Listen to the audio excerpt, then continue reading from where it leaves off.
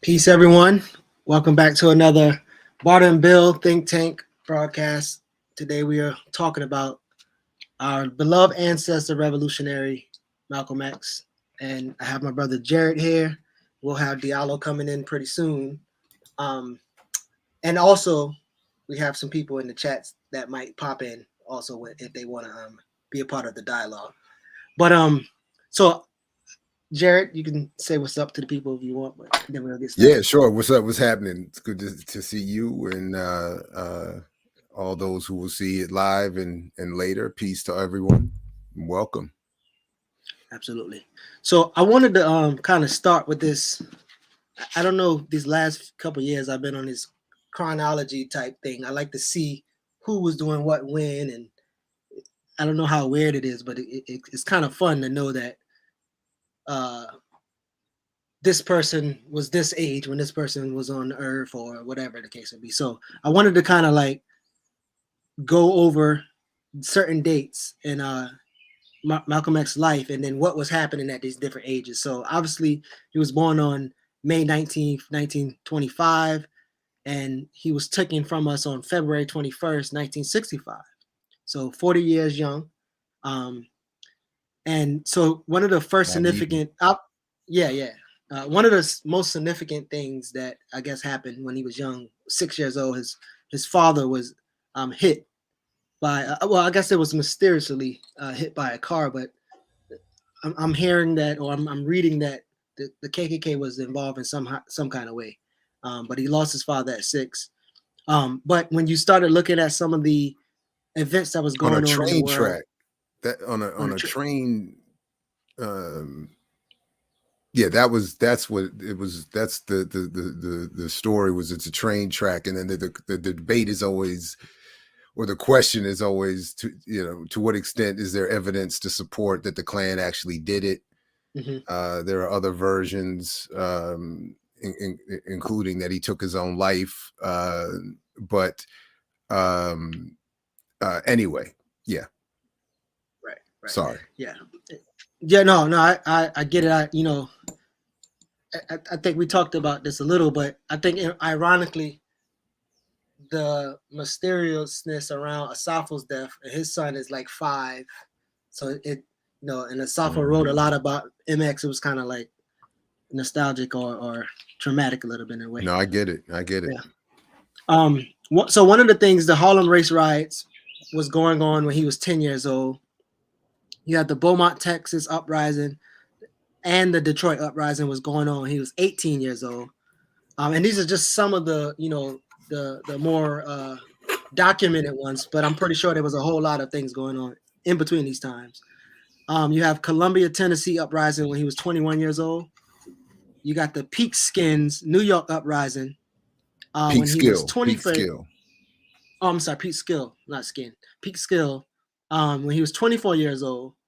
But also when he was 23, that's when he was locked up and I guess transitioning to converting into Islam. And then you have the Hillard Brooks Jr. murder in Montgomery when he was 25. You got Trumbull Park Holmes uprising when he was 29. Ole Miss uprising when he was 37 years old. You have Cambridge, Maryland uprising when he was 38 years old. And he predicted a bunch of uprising in 64. He said, our people are going to become less nonviolent. And so you have another Harlem uprising, Rochester, Jersey City, Patterson, Elizabeth, Jersey, Chicago, Philadelphia when he was 39 years old. And then obviously, even after his death, 6 months later, you have your Watts happen. So when you think about this constant terror, and you see stuff like Buffalo, like what comes to mind when we think about some of our leaders, right? Because again, we reading back to our leaders, and then sometimes we say today is different or things are different, but even the things that we experience today, like our leaders throughout their whole life, I'm not sure that we could say things have changed drastically. Like when you think about that chronology, you think about those things that was going on. Like how do you, I guess, interpret that with then and now? Well, I would also just want to add, as is often done, that 1925 is also the birth year of Patrice Lumumba and Frantz Fanon, so that sort of Pan-African uh, troika is formed, and that also speaks to the context that Malcolm grew up in. That there were all of these international struggles, the Cuban Revolution, the Congolese Revolution, the struggle for independence all throughout Africa, in Ghana's independence, Sudan's independence. Um, he's definitely influenced by Robert and Mabel Williams for in terms of armed struggle. So I mean, there's definitely Ho Chi Minh and the struggle in Vietnam. And it turns out he and Ho Chi Minh both worked in the same Boston restaurant. I'm not sure at the same time, but at the same restaurant in when so I mean it's anyway, so I and to your specific question, what I end up often thinking about is that the material conditions faced by people all over the world, in many cases, Black people in particular here, are worse than during his lifetime. And things are more intensified than in his lifetime. The key difference is in the suppressive capability and tactics of those in power. Which in my own focus is often around the popular culture of depictions and media representations and the narrowing of discussion and narratives that are brought to bear on those worsening conditions. But so that's of course what I think about. And then when you have what took place in Buffalo, the first thought that I have is, I mean, it's I think not coincidentally is that the response that is projected and popularized and promoted is often one that contradicts the kinds of analyses we would have gotten and interpretations we would have gotten from Malcolm and those like him. That his assassination and then subsequent assassination image creates a vacuum in a space into which a lot of, I think, lesser and ignoble actors can step in and offer up their critiques and their so it's something that I've invited for us to talk about on my platform tomorrow. Is that's part of it, that so much of the response that is promoted and encouraged that we're getting from prominent Black and other voices is the Republican Party is the sole blame for everything, which tacitly leaves or implicitly leaves room for the Democrats to be given credit or potential for being in opposition. And of course, it was Malcolm that popularized, he didn't invent, but popularized the criticism that one is the fox and the other is the wolf in terms of the Democrat and Republican parties. So anyway, I mean, that's those are just some of my initial thoughts on it. And I see Brother Diallo's here, so I'll let him jump in. Yeah, peace, Brother Diallo. So I know you had to take care of some business this morning. So what we did, we went over the chronology first and then talked about how throughout his life you have uprising, revolts, situations in different cities, and then obviously tying it into things haven't changed, or even as Jared suggests, things have gotten worse. So you want to kind of jump in and say whatever you can right quick, if you can hear us. Yeah. He says he can't hear. Oh, can't hear you. All right, so try to go back in, leave, jump out and come back in. I can hear you now. Oh. All right, I can hear you. The headphones aren't working. Oh, okay.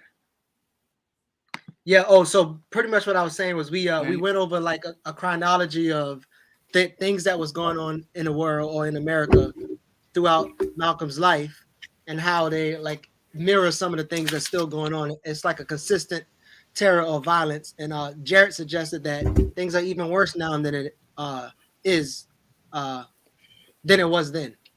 So, you want to share oh, anything about I'm that? late.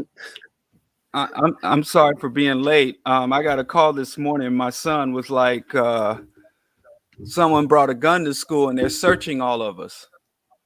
And they're Mm. searching all the kids. And of course, my wife is like, okay, shut it down. We homeschool him and never let him out the house again.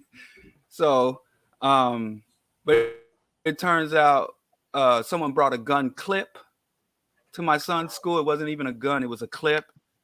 And they were wanding all the kids and wouldn't let anyone in or wouldn't let anyone out. It was a crazy morning. So, I mean, I would probably try to get on here and debate if things are worse then or worse now than then. But now I just, man, it's crazy. Sorry. Yeah. I'm sorry for Nah, being late. I nah. No, it's all good. I get it. We uh, had a couple months ago. We had like a social media version of that, where somebody, apparently some kid in one of our daughter's schools, was on social media talking about, I'm upset and I'm gonna go shoot up the whole place. So it created a whole. So I get it, and I get your wife's yeah. And tendency to I don't even know. homeschool them and don't ever let them out the house again. Yeah, right. And that's why I had to run down there and quell all that. Like, oh shoot, him here all day, every day. Nah, let's yeah. So yeah, and So I think I don't know, they didn't tell us which child did it or even what grade he was in, because it goes from like Yeah. kindergarten, 8th grade. And so they keep you they just tell you all the horrible stuff. They tell you all, they don't give you any details. I let him stay at school. They said it was a clip and they were wand. And I'm thinking, did the kid bring a gun for his own protection? Hearing about the Buffalo shooting, That was brought up. On the south side of Chicago. Sorry, go ahead. You broke up there for a second. Oh, yeah. I'm just saying, we used to go to the gym before the pandemic. We would get up with my older son. He's in college, but with my oldest son, when he was in high school before the pandemic, we would get up early in the morning and strike out for the gym before work and before he had to go to school. And we would be passing dead bodies because we'd get out coroner truck. We'd get out to collect the bodies. Remember when I first moved here, there was a sister who was like, every morning I take my kids to school, we stepping over these, and I'm like, sis,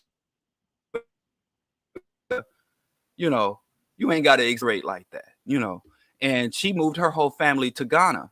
She left south side of Chicago, and when she put that online to her, I used to do activism and community work and gardening with her, and I thought that's hyperbole. I'd been here just a few months, and I'm like stepping over bodies, come on.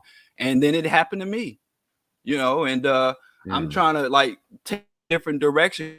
We'd ride our bikes. And so I'm like, oh, let's go down, see the tape. And I see the meat truck, they call it, to collect the bodies. It's crazy here in Chicago.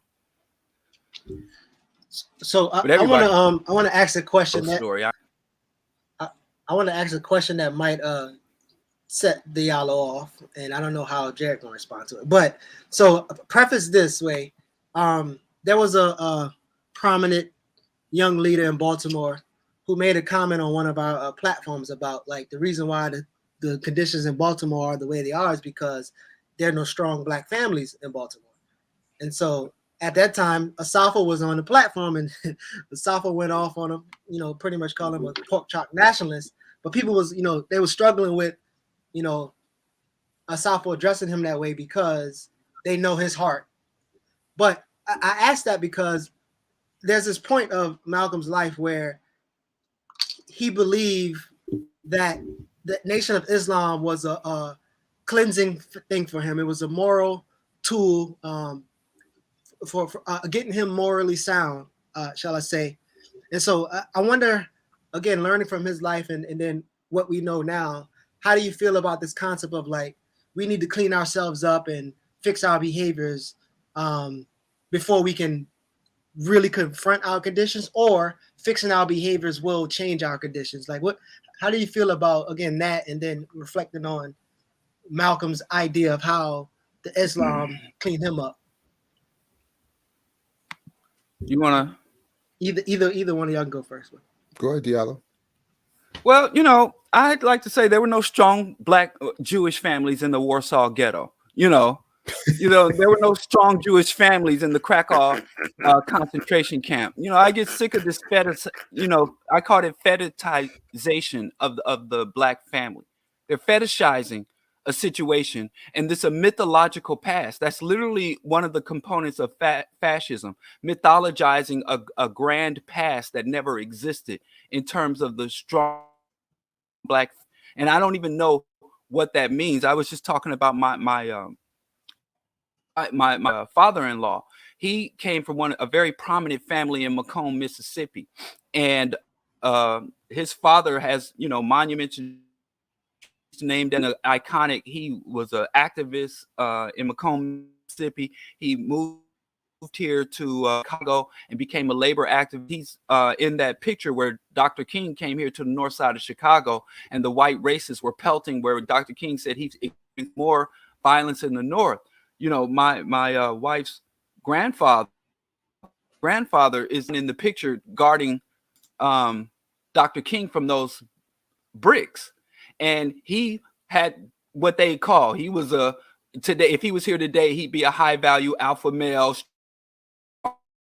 Black family, all that nonsense. And every day he was literally hounded all over the country, dealing with lynching his own sons. My father-in-law would, again, just like you were saying, would go to school in Macomb, Mississippi, and see lynched bodies. See the aftermath of a lynching on the way to school. So, number one, strong Black families, as they understand it, is not a bulwark or a defensive unit against systemic oppression, state-sponsored or ingrained.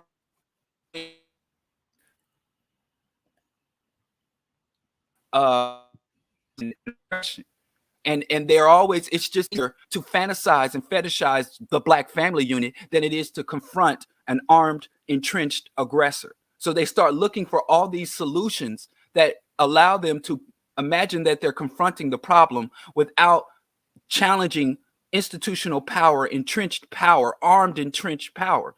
So you talk about family, you talk about pulling your pants up, you talk about all these non-solutions that we have a historical timeline to look at when we were wearing suits and we were had high marriage rates, and we had all these things they fetishized, but yet our condition of oppression had not changed.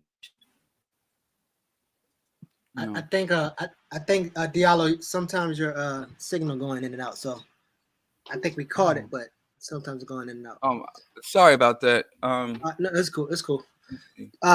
So Jared, I mean, I guess you can add to that, and also kind of keeping in mind, expressing your thoughts about Malcolm's feeling about, like, he don't feel like he could have been who he were without the nation. It cleaned him up, and is that like something that we should take on? Go ahead. Let me just, because I'm sorry I didn't speak to that part. I, for one, don't buy into the fact that Malcolm was cleaned up by the nation. I think that Malcolm's development was arrested when he joined that cult. Malcolm was a member of a cult. He didn't join, it's not the university. It's not an educational or even a political organization. It was a religious cult. So I think that, again, is part of Nation of Islam branding and marketing, more so than the reality of Malcolm's life and experience. So again, I admit this is one of the few areas where I admit there's bias. So I don't disagree entirely with what Diallo said, but I would phrase it slightly differently in that, and I have to say I Well, I'll say it this way: my brief and limited encounters with some of the rank and file in the nation over the years has had an impact on me. So I recognize that at a certain level, there is this important role that is played by the nation in giving people, particularly in the cases I'm thinking of, young men who come up in particular levels of distress, giving them room to catch their breath, and gain some self-esteem and some pride and some direction. But at the same time, I see it. I do ultimately end up seeing it in a lot of ways, the same way I saw the Navy, for instance, do that for me. And sometimes, to a lesser extent, prison does this for other people. That there are these institutions that they are not necessarily designed with our best interests at heart, but at times do give us some room to, as I say, get some direction, slow down, catch our breaths, get out of that speeding lane of destruction per se. But yeah, so and Malcolm, at least, even when he was in his most heated exchanges publicly and privately, from what we know with the Nation of Islam, he still gave them credit for that. He still gave Elijah credit for that. So we have to at least honor what Malcolm was saying about the situation, even as he was condemning the behavior and the actions, and noting the limitations of the structure itself. But I mean, he was also clear. He had to break with them. He wanted to build other institutions. He wanted to go in different directions. He was, at the time of his assassination, he was building the Muslim Mosque Incorporated and the Organization for Afro-American Unity. He was endeavoring to develop guerrilla warfare operations. He was endeavoring to build bridges with the more mainstream, so to speak, wing of the civil rights movement. So he recognized, and of course, build internationally.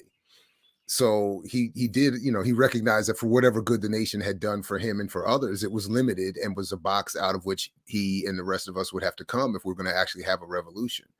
And to that extent, I mean, that was part of the conflict that I think he had with the nation, that he was saying, to the way I heard Diallo's point, that yeah, we can have good families, we can even clean ourselves up, we can pray, we can stop drinking liquor and doing drugs, we can have our families and et cetera and so forth, and we're still oppressed, and we're still colonized, we're still getting shot down, we're still, that isn't the cause. So when I hear people, my joke has always been, or for a long time been something to the extent, something around, I hope everyone does buy into that mythology of the so-called pork chop nationalists, that we clean ourselves up, get our families together and all of that. And then we would, by midday of that day, we would be ready to, form a more concrete revolution, realizing that none of that has anything to do with the oppressive conditions we find ourselves in.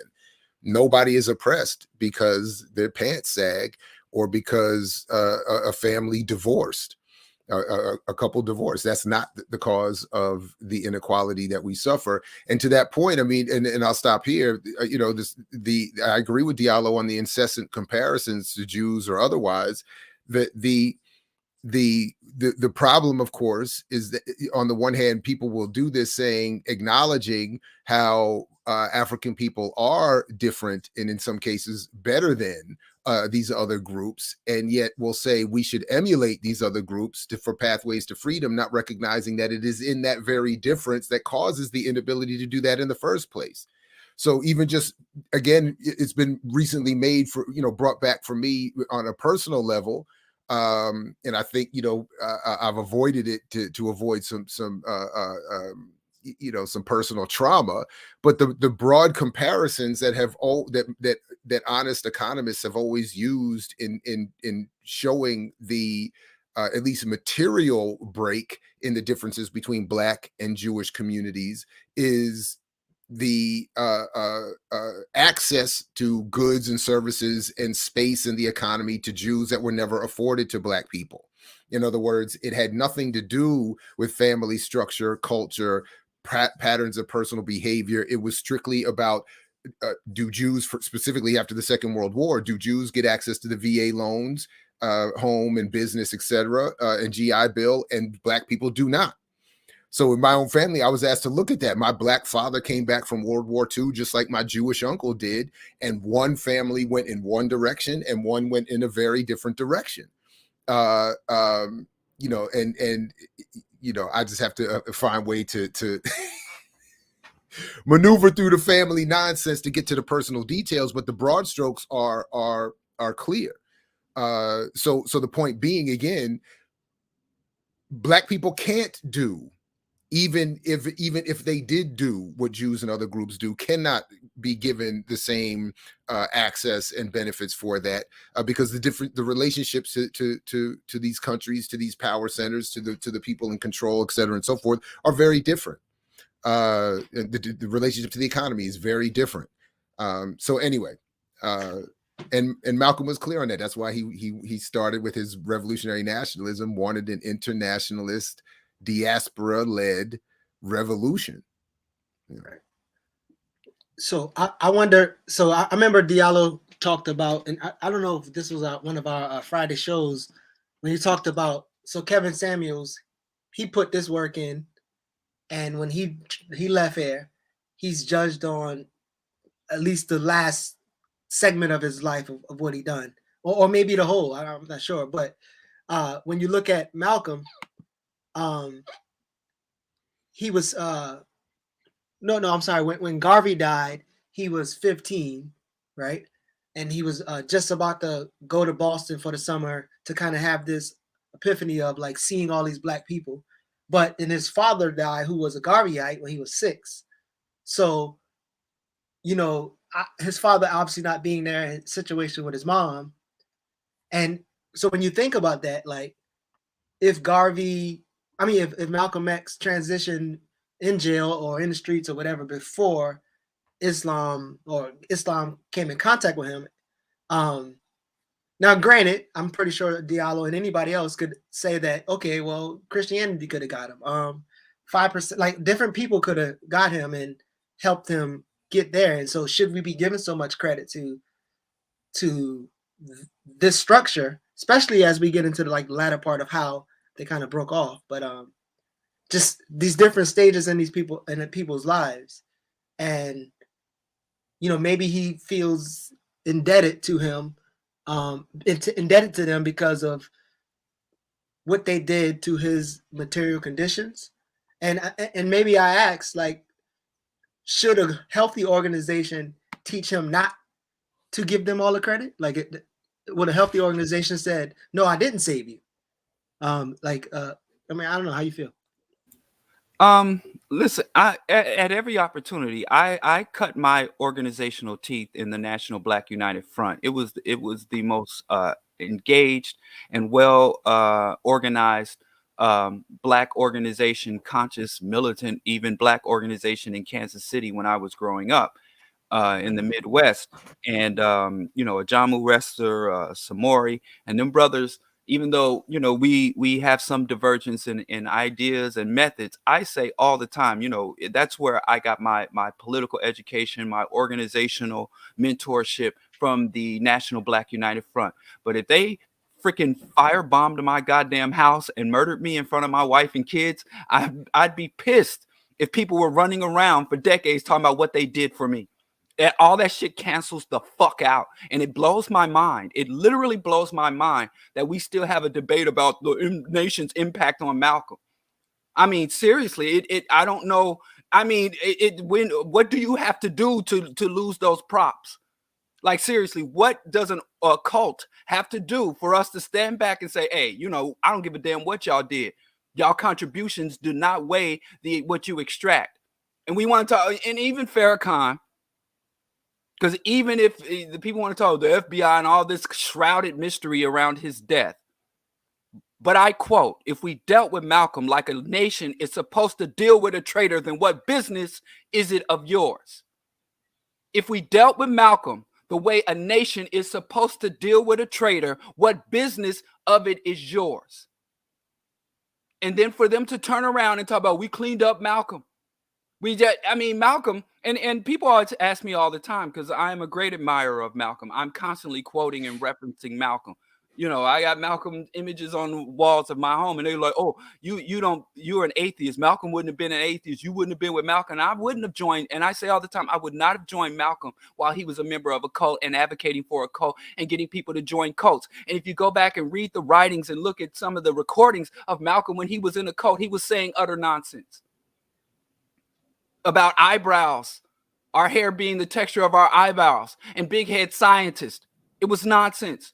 It wasn't until Malcolm started his own independent study with Dr. John Henry Clark and started looking at actual history instead of the mythology that he was indoctrinated into in the cult that he started making sense to me.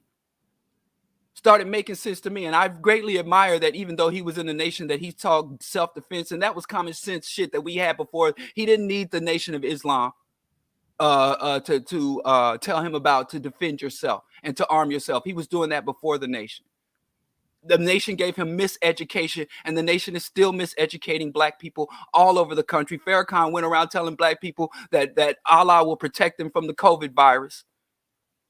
To this day, they've been feeding misinformation. They claim they had the cure for AIDS back in the 90s and 80s. I mean, come on. And we just keep giving them passes because they got a great aesthetic and some great rhetoric, some halfway decent rhetoric. You know, it was Nation of Islam that got me off of pork, you know, when I was in middle school and a freshman in high school, and eventually led to me being a vegan. It was their rhetoric and their literature. But when I go back and read their literature about nutrition and how you're supposed to eat, it's nonsense.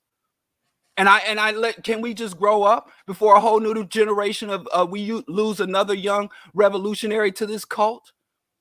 Because yeah, they do find young people at a very vulnerable state in life. Or young people that are dealing with people living in ravaged communities, and they go there and tell them we have the solution, this pie in the sky nonsense, and get them to behave. And that is part of the BITE model that cults and doctrine, behavioral manipulation, behavioral change. But what is the ultimate end? If I got to clean you up with lies and nonsense, am I truly cleaning you up, or am I embedding you into a new form of filth? Cults don't cultivate. We can cultists make ourselves or to organize our people. It always collapses, erodes, and collapse. Every single don't cultivate. So I don't know, Jared, if you have any. Yeah, if I can, I just because I want to be clear about. I appreciate the points and certainly the energy, Brother Diallo. I just want to be clear that I don't think it's giving the nation or anybody undue credit or room to acknowledge, just objectively, historically, and certainly in terms of what Malcolm said himself, even up to the end of his life, that the nation did have a positive impact on him. Up to a certain point. That's it. So certainly I don't not only do I not advocate that people join the military, I actively work against people joining the military and actively work against the mission that the US military works for, or the ends to which it works. But if we're being honest, and if I'm being real, if I'm telling the truth about my own story and that of some others, we would have to acknowledge that there was some positive impact individually on my life by having that time to blah, blah, blah, blah, blah. That's it. That's all I'm saying. So it's not to give the nation credit, it's certainly not to encourage people to join. In fact, really my point would be that more of us need to do more work, myself included, building alternative holdover spaces where the kind of work I'm talking about can occur without people having to go into the nation or without going into the military or going to prison. So I just wanted to just be clear about that. But I fully, appreciate the points that Diallo's making about that the final analysis, so to speak. So I wonder, despite or other go ahead, Diallo. No, and where you to speak to, because I do the same that you do with the Navy. The Christian church helped me. you know, my grandmother, I grew up in the projects, drug culture, gang culture, lost one parent to incarceration. And my grandmother took us into the Christian church. And I didn't do drugs. I didn't join the gang. I was known as a neutron or a buster in my neighborhood, and everybody know them the church boys. Me and my brother and my older sister, my grandmother would herd us off to church 4 or 5 days a week for hours.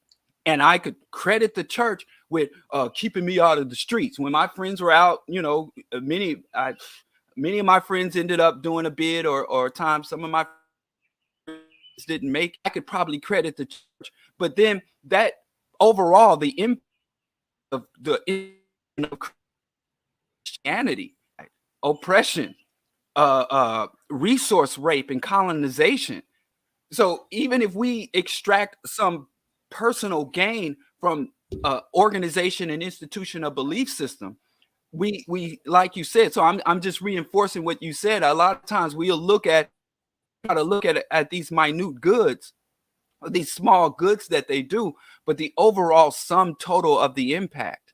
And you know, I even had a direct experience where you talk about the nation building. I was had an idea to set up a series of cooperative martial arts studios around Chicago to allow these boys to exert their aggression, get rid of a lot of their angst and anxiety, and still just, you know, everything people claim martial arts do for young people. And I gathered a bunch of conscious martial artists all around, and we started a facility, and we set up a cooperative business structure where it was community and cooperatively owned, and we set up a pay scale that was based on children's ability to pay from absolutely free to you know, the standard fees.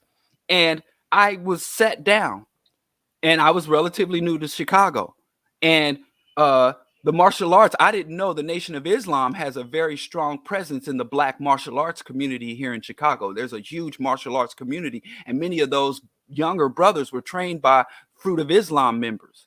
And they came and told me, yo, you talking all this stuff about the nation, and it's going, you know, nobody's going to come to your school. You're not going to get any type of sanction, no type of support. Instructors won't support it. And just you talking, I'm like, well, okay, what did I say that was wrong or incorrect?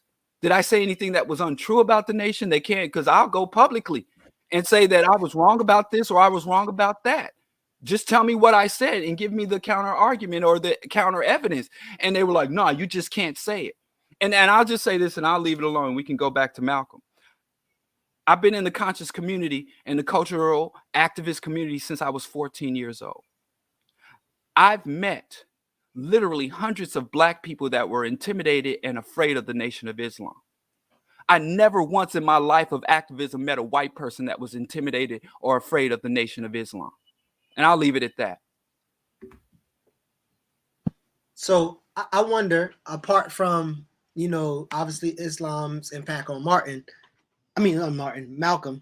what is there other things that you've seen, you've heard over the years that was misinformation about Malcolm X?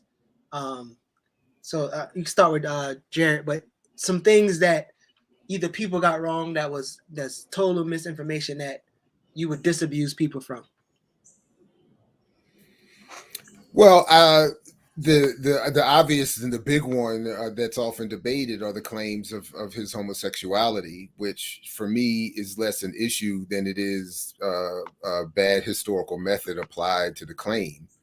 And then the attempt, I think, politically of the claim to create confusion and hostility and even discouragement among those who have been conditioned and encouraged to see Malcolm in particular for young men as our shining manhood.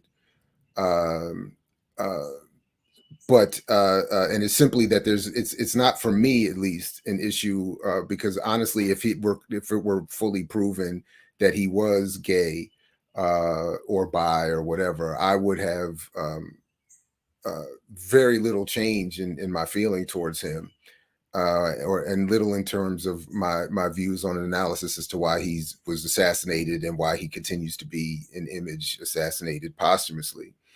But the simple fact is, there's just no evidence for it, and the methods behind the claim are just poor. But there are others that, in terms of, for me, Malcolm, like many others, are brought up in symbol and image, absent a lot of the context and accuracy and the points that they're trying to get to. So, just in general, what I'm always pointing to is that very rarely, and in fact, I don't think I can think of any examples in terms of pop culture, media, academic work, where the politics and ideas that Malcolm worked with that made him a threat are put front and center and actually engaged properly. So, in other words, his Pan-Africanism, his support for armed struggle, his affinity, at least, for socialism, his critiques of imperialism and colonialism. I mean, all of, his expanding work in the OAAU around gender, improving his own relationships politically to women, in terms of their involvement and leadership. All of this, I think, is dealt with insufficiently in favor of the sort of with his own, to be fair, with his own contribution in terms of the way he intentionally wanted the autobiography to work in the public sphere. But all we usually get are the general vague, or I think made vague, or no, I shouldn't say that. Either we get the vague issues about his transformation, or we get an intense focus on the transformation, specifically to paint the Nation of Islam as the problem and more mainstream politics as the solution. And all of that framing, for me, in terms of how Malcolm is approached, or specifics about his life and history that are or are not dealt with, are the main issues that, if you even in the way that Brightman and Pathfinder and all of them sort of took with their own specific intent and focus around socialism, presented some of his speeches and etc. But even in that work and others of his published speeches, you hear in his own delivery an attempt to radicalize and expand and become more militantly engaged on a ground, on a grassroots level with the struggle that I think is part of what gets suppressed in all of this. I think intentionally produced pop culture, media, and academic work. So, but anyway, in there, that's generally those are the areas I think that need most response in terms of what I think, what I see happening with Malcolm and his life and his ideas. Diallo, any other misinformation that you think that you disabuse people from, or you would steer people away from misinformation? Yeah. Also, it's kind of funny because I was thinking about the book, The Confessions of Nat Turner, where they said Nat Turner was a homosexual, in The Confessions of Nat Turner, and Dr. Clark edited a anthology speaking to that, and they said George Washington Carver, because he was castrated as a slave boy, they said that he was gay or had gender identity issues. There was a documentary called Look for Me in the Whirlwind that said Marcus Garvey started the UNIA because a white woman rejected his advances. And so the UNIA was basically him lashing out at the inability for black men to be with. So, they gonna do it. They gonna try it with everybody, So that, yeah. So I appreciate dealing with that and addressing that. But one of the things I think is Bimby, that Malcolm X was already on the path of enlightenment before he was indoctrinated into the cult of the Nation of Islam. He had a mentor. He spoke about him in the autobiography of Malcolm X. He's also mentioned in Malcolm X for Beginner by Bernard Doctor, where he was already on the path of discovering his African identity, understanding the nature of oppression and exploitation that led him on the wrong path, and engaging in liberation ideology and thus liberation work. So I don't think it's not necessarily a myth, but an omission in Malcolm X's evolution, that he was this savage Satan, just lashing out in prison. When a floating head of Elijah Muhammad appeared before him in a prison cell, like in the Malcolm X movie, there was a man and that Malcolm called Bimby that started his political education. His full name was John Elton Bembry. So that was, I think that him being omitted from much of the discussion surrounding Malcolm X's evolution and development, I just think is distorts the history and distorts the impact. Which learning about that is what led me to say, they did more to arrest his development than to advance it. So just giving props to John Elton Brimley. If it wasn't for Bimby, that as Malcolm called him, I don't think we would have a Malcolm as we know him today. Right. I would like for you to speak to again. So when you think about his always growing and expanding and evolving, and when you get to that point of when he was talking about the need for an objective analysis, and he started working with young people, colleges and universities, and I guess becoming more effective in his political struggle. And he talked about like getting political science students and having them study, and then help them bring some new understanding and analysis to the people. Like, can you kind of speak around that? I mean, I know you was a political science major, and I guess Jared work still kind of stands in the political science area. So could you speak a little bit about that? Well, I like to speak, and I know this is a rough overview of it, but Malcolm went around the nation, the world, went around Jim Crow America for a decade, saying that the white man is the devil, and telling black people to arm themselves and defend themselves against the Caucasus Mountain cave dwelling white devil that is the white man. That the white man was a grafted man with pig and dog and DNA. He went around the country saying some what would be called today inflammatory rhetoric, and he was able to relatively navigate unscathed and just move freely. When Malcolm began to become secular, number one, when he became secular, when he became Pan-Africanist and understood it was an internationalist struggle, when Malcolm stopped with the cultist rhetoric and started with the political analysis, that's when he truly became a threat.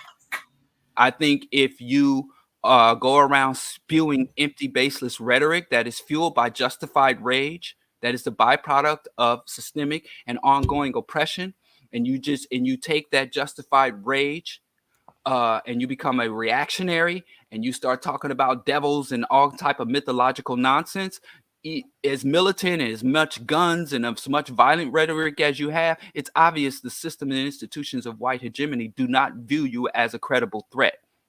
But when you use that justified rage and use it to engage revolutionary analysis, critical analysis, and build and start working towards building secular institutions, that's when you become a real threat. When he went overseas, not just to bump his head on the floor in a mosque somewhere, but he went overseas to talk to internationalists, to anti-colonial revolutionaries, to armed guerrilla factions of the Black liberation struggle. That's when he became a credible threat. Before, he was just a inflammatory figure. So I wish that would inform us to this day. I really do. And one thing I admire about Malcolm that I've tried to emulate is the capacity for evolution. No matter how much truth you have, no matter how cozy you are in your political, ideological, or even physical home, to always be willing to cultivate and understand cultivate and expand your understanding, expand your analysis, always being engaged in internal critique. And even if that means you get expelled from these cozy spaces that you become accustomed to, ideological and physical spaces, still be willing to choose cultivation and correct analysis over anything that is not, that is stagnant, that is trying to restrict your development, and cultivating your understanding, and making and taking more um, revolutionary action as opposed to reactionary or regressive actions and ideas.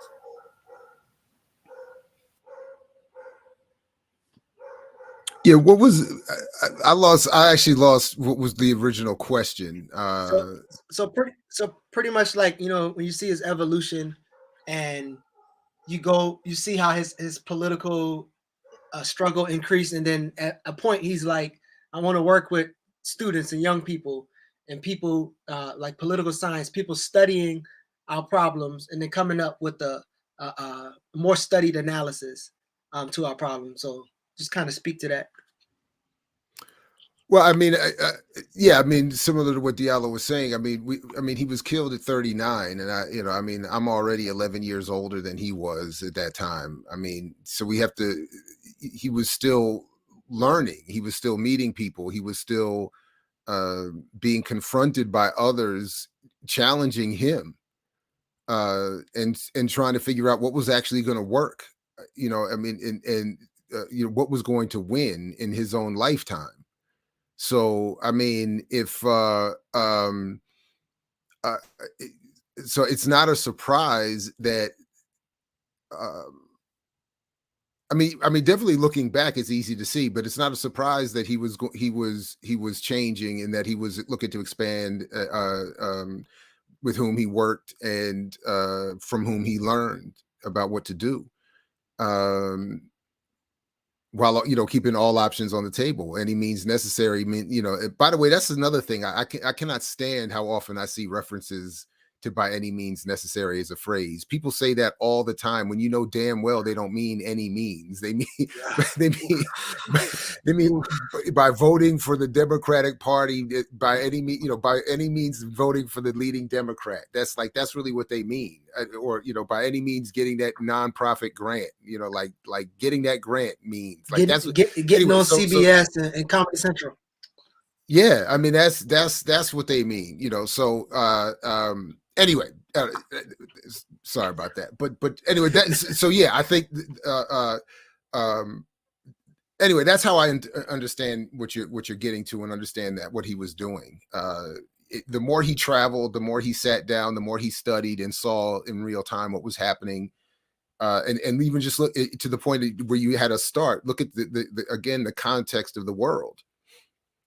I mean, he's seeing the neo-colonization of Africa, but at the time he's seeing what was supposed to be independence. He's seeing what's supposed to be a new stage, or at least a heightened stage of struggle, if not a step towards freedom. And he's seeing in real time what was working and what wasn't. He was seeing in real time the response of various leaders of various revolutions around the world to his efforts, and was learning. So I mean, again, from what I understand from Diallo's point, I mean, this is a problem that I have with where people are today in their reference to people like Malcolm, in terms of putting a sort of a political cap on that his individual and our collective political evolutionary process, by saying, as some pop scholars and other pundits have done, that the election of Obama, the election of Black candidates, the presence of Black celebrity, and a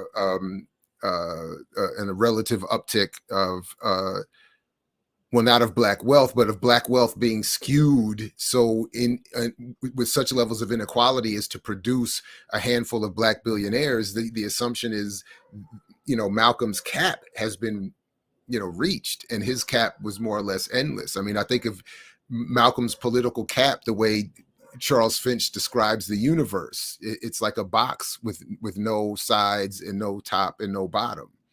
I mean, it's infinite.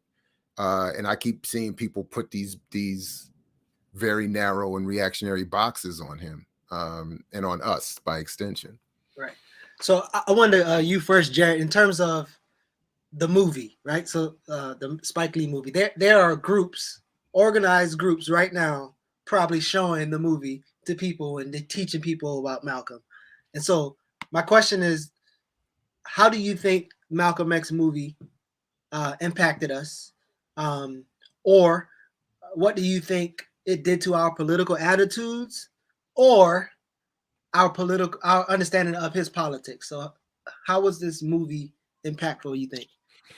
So I know, part of the political calculation that I make to when I conclude that things are worse today than they were in his time is not to make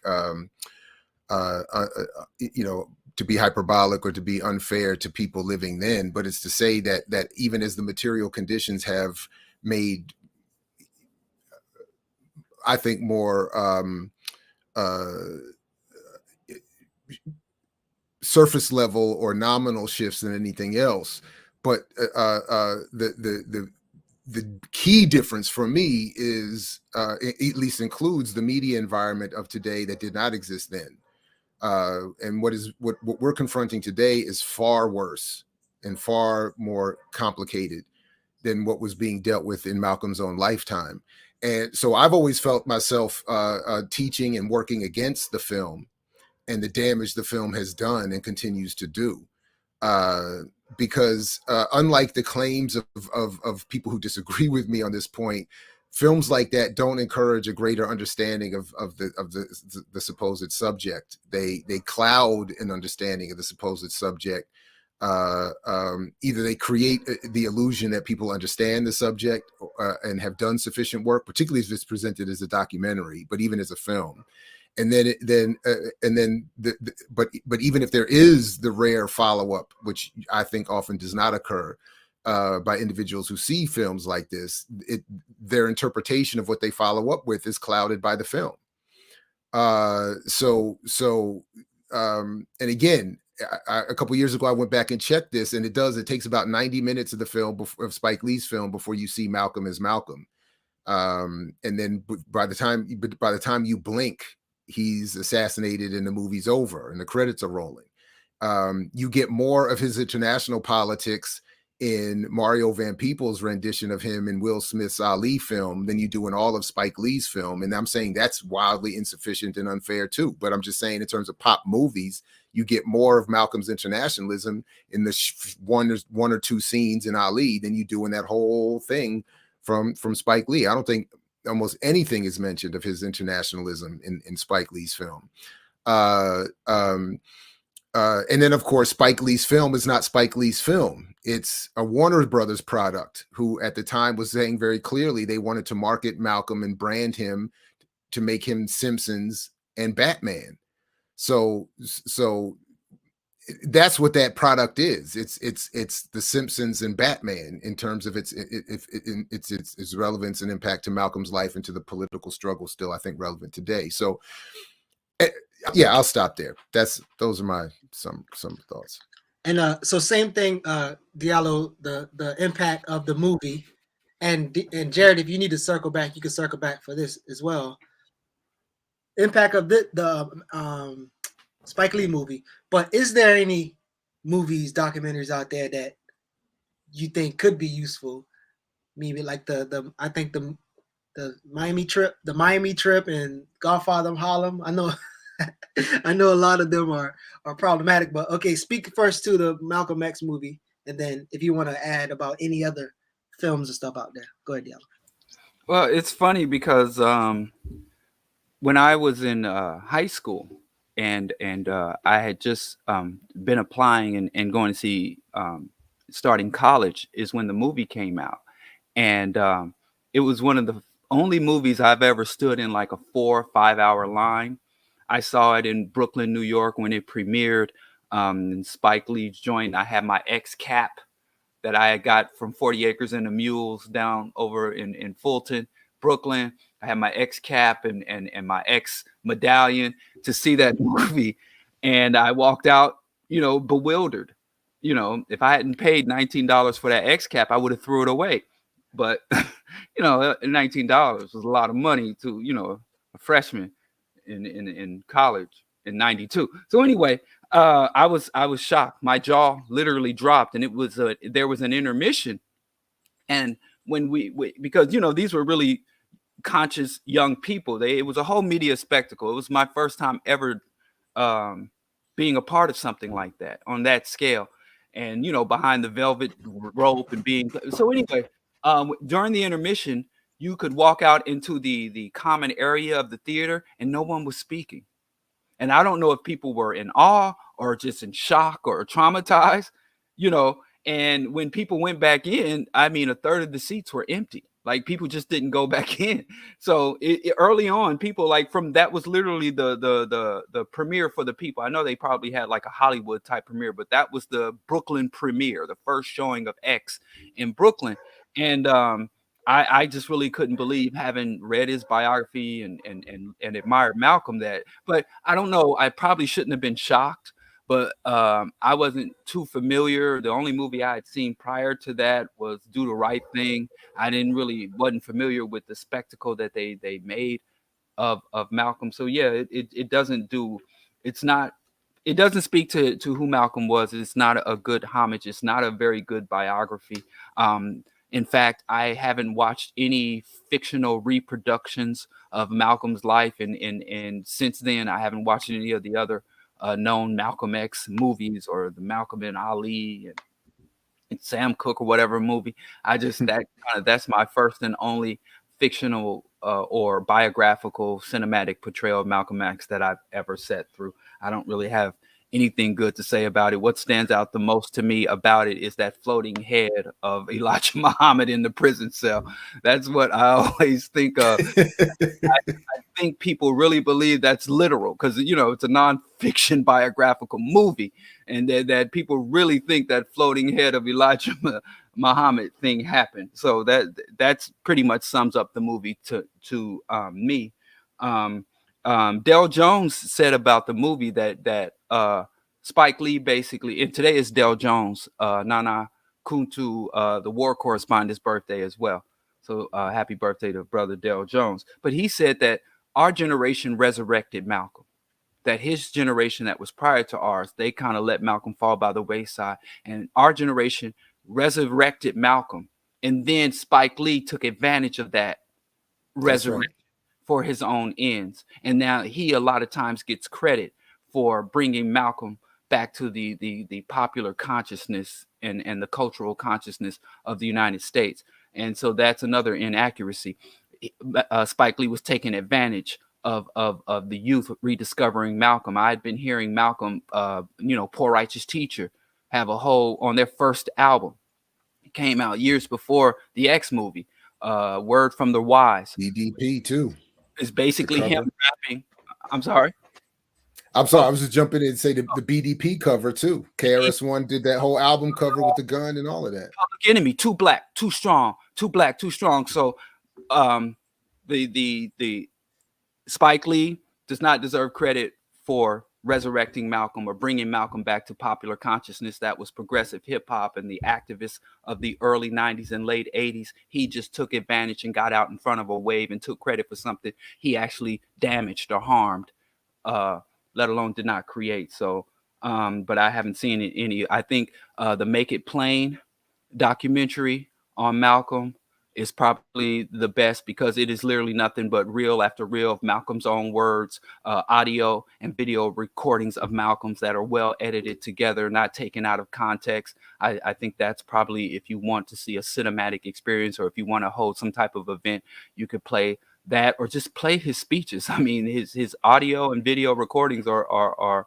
numerous, and they're easily available. I have a whole catalog of Malcolm's writings, his audio and video recordings. Just play Malcolm. You don't need any Hollywood, pizzazz. He's one of the most dynamic speakers ever. So I would suggest that people do that and just let that movie go into what Dr. Clark called the ash can of history. And even Denzel, Absolutely. he was shown a clip about 4 years ago. He was shown a clip. Denzel says, "I haven't watched that movie." You know, I saw that movie after it came out. He's like, even Denzel has distanced himself from the movie, maybe for different reasons. Maybe he don't want Jesus to punish him for playing a heathen Muslim. I don't know, because Denzel's a religious Christian nationalist fanatic. But you know, even Denzel has scooched away from that movie. So I suggest He we talk. doesn't want to. He doesn't want to tarnish the memory of his Training Day Oscar Yeah, for hey, that classic performance in I, Training Day. I think Training Day is a better movie than Malcolm. You know, if you're gonna mess up, It probably is. I'm just.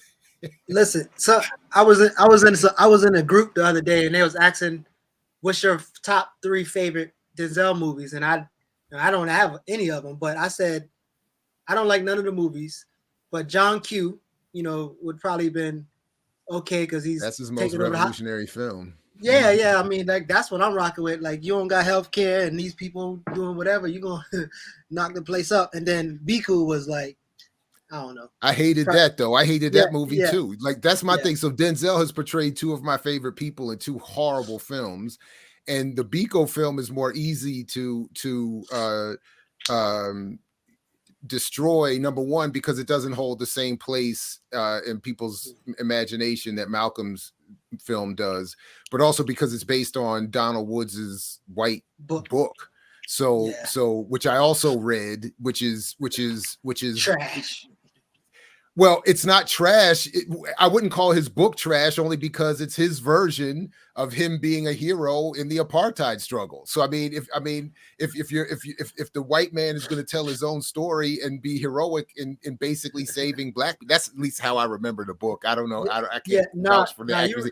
But my point is, the film does the same thing. Biko is basically, locked up, tortured, and becomes a background player to what's his name, the famous actor that played Donald Woods in the movie. And then the rest of the movie is about Donald Woods and his family escaping the authorities, basically. So I mean that anyway. So in general, we should not be looking to movie. I think Diallo's approach is exactly. I mean that's my Vernon philosophy of black media avoidance. We should avoid it, especially if the goal is to look for ourselves in the product. We should avoid it. So the Sugar Booger's question, my thing is, again, like what Diallo was saying, the autobiography is fine, but that has to be looked at critically as well. And then, but look at his speeches, look at his, read his speeches, listen to his work. And then, I do.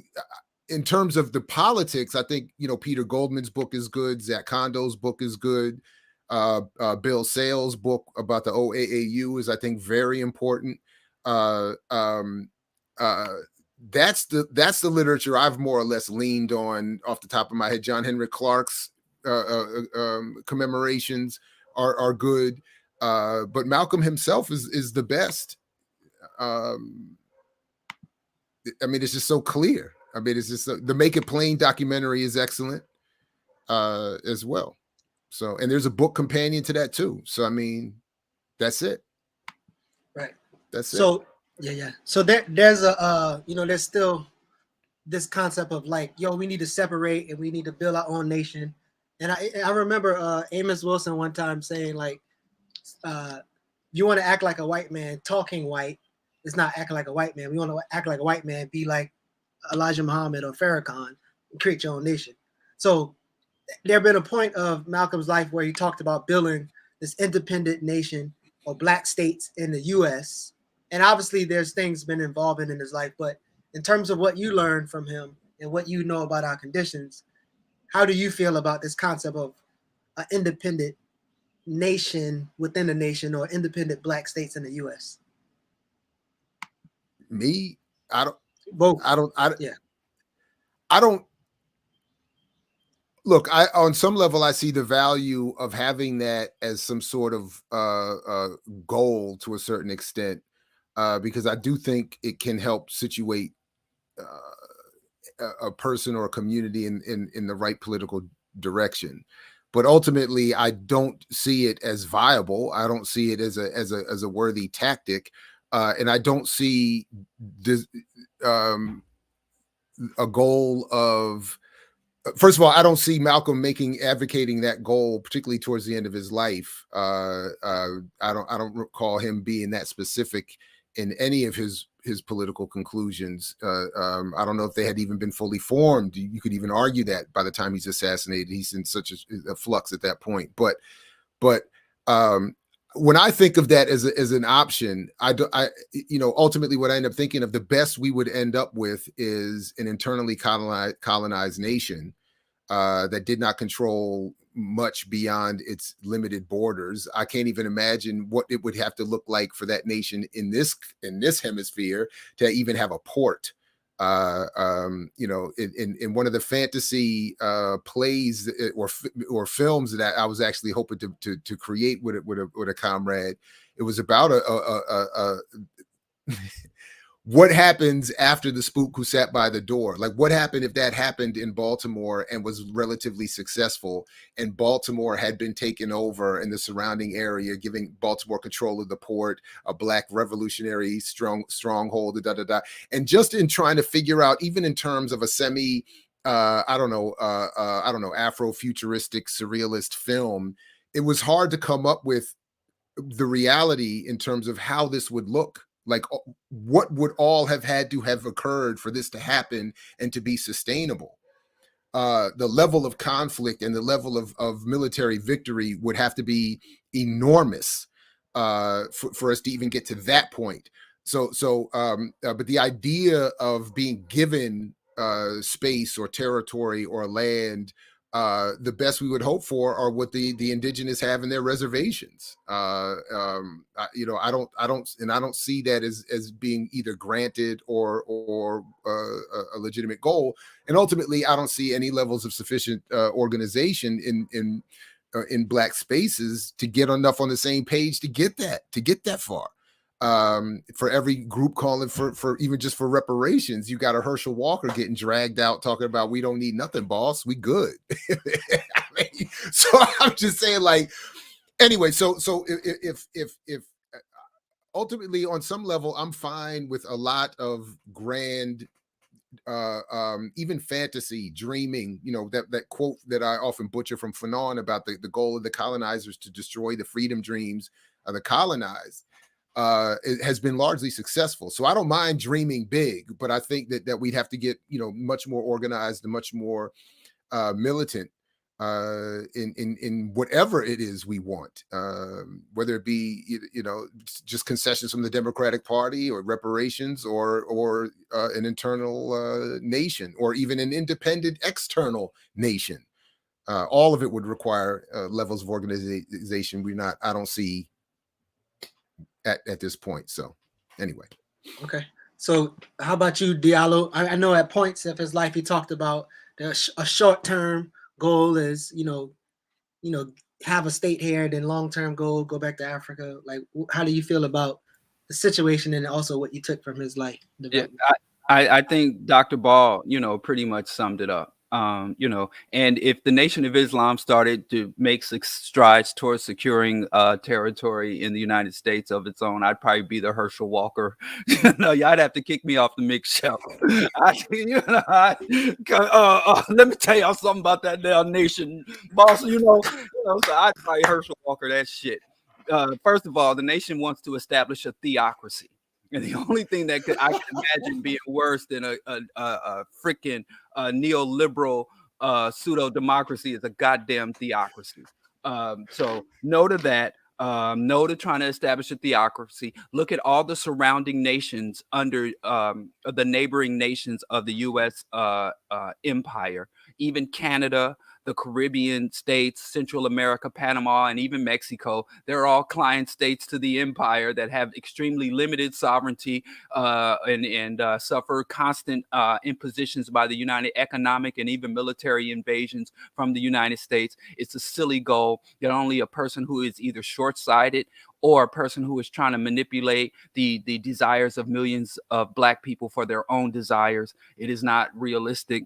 Even Dr. Clark said, if you can't operate a candy store in Harlem, don't pretend like you can run a African economy or independent economy. It is unrealistic. It is a waste of our time, effort, and resources. It's just one step above selling Black folks a heaven and a hereafter. We don't need our own independent territory within the confines of the United States, while the U.S. federal government and the U.S. military is still entrenched and still fully functioning. Like it is absolutely nonsensical. And even if we were to build an independent state, we cannot rely on organizations like the Nation of Islam to set up a Islamic theocracy, which would be even more nightmarish than what a lot of the governing systems that African people live under across the globe to this day. No. So Hiram's asking if you'd be good with the churches, though. Hey, wait. I don't think Hiram knows Diallo. I think he heard some stuff about the Islam, and he heard. Yeah, I don't think he caught the whole thing. Yeah. Right. That's what I'm saying. Hey, Hiram gets some room in my book. He gets some room to miss a couple things in my book. What's up, Hiram? Yeah, that's my aim, to get people, these Mohammedans are taking us away from Jesus' blessings. That's my whole gig. He figured me out. I'm about to log off. So I don't know if and one more thing. Can I say one more thing?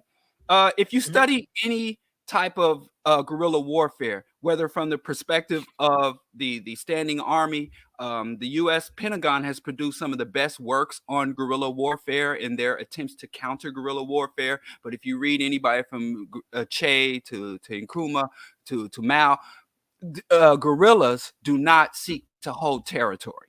That's the one thing that guerrillas do not do. In guerrilla warfare, when you're facing an overwhelming force, an entrenched, established, legal, overwhelming force, the last thing you are trying to do is to identify and hold territory. The one of the greatest advantages of being a guerrilla force, and whether it's guerrilla military action or even guerrilla politics, is your maneuverable ability. What makes the forces that the guerrillas are fighting against so vulnerable is the fact that they have established, entrenched forces and territory. So anybody that's talking about revolutionary warfare or any type of revolutionary radical action, at the same time they're talking about establishing a border or establishing a known base or nation, they are highly confused about what stage of the struggle they are in, or what stage of political development that the larger community is in, and they're creating more potential for harm for us than they are for any potential for freedom and liberation. If you really go study guerrilla warfare, there's way too many good works. War of the Flea, there's way too many good works. So, anybody that's talking about, and I tell the nation, go set up Salam, go give back the millions of dollars you raised for Salam restaurant. You can't even run a restaurant. You still hustling bean pies on the street corner. You ain't built a decent restaurant yet. So don't talk about managing land and territory. So tell me, what do y'all think about, so New Africa, and even after Malcolm leaves NOI, and any thoughts around that? If there's still an idea to build a state in Africa or New Africa, like what are y'all thoughts around that? I'm sorry. Can you hear? I'm not. So again, if his idea of nation adjusted from NOI, people are asking about this concept of like New Africa, and was Malcolm a chairman of the provisional government of the Republic of New Africa? Any thoughts about that, or understanding about that? That's definitely not my expertise, but I don't remember him. What I was remembering was that it was that the RNA was formed by former members of Malcolm's OAAU, but that anything would have been an honorific after his life, after his assassination. But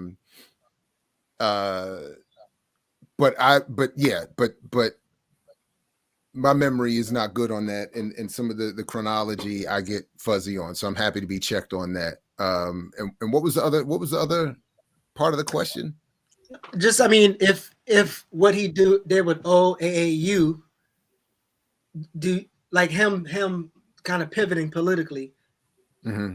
I guess how does that relate to building a nation state in Africa, or building something in Africa, not even building something here? Obviously, we know Kwame and Nkrumah kind of asked him to stay. He should stay or whatever. So Yeah, I'm just curious. I mean,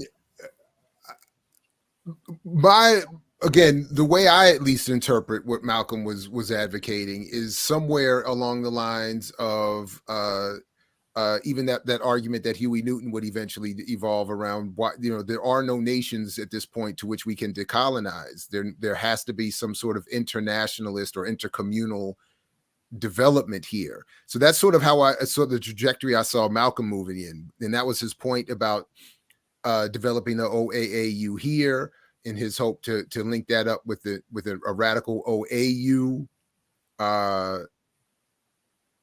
Am I missing? My